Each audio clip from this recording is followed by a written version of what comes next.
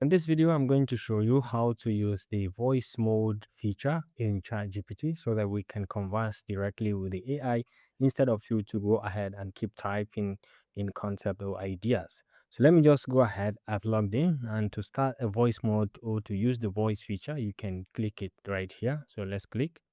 Hello, this is Dr. Rashid, and I'm trying to find out if anybody can hear me because I have simple questions that I want us to discuss. Hi, Dr. Rashid. Yes, I can hear you loud and clear. I'm ready for your questions, so just let me know what you'd like to discuss. So I'm an hydraulic engineer in civil engineering here in Ahmad Bello University's area, and I'm thinking, what kind of problems do you think we can solve as engineering body within the campus? I know we are facing challenges with electricity and maybe infrastructure are so old and so on, but in what ways can you itemize things that we can do as engineers to start small to solve our potential problems here on campus?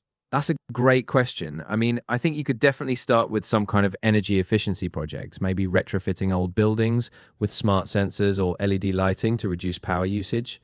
And on the water side, you could look at rainwater harvesting or improving drainage systems. I think if you pick one small area, like a pilot project, then it could scale up from there.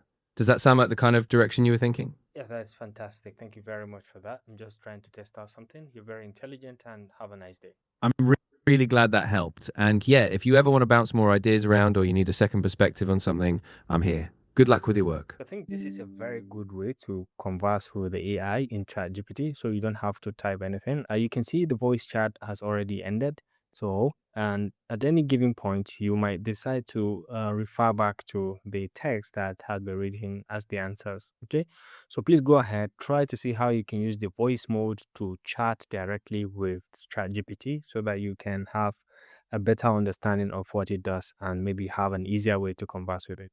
If you found this helpful, please leave a like.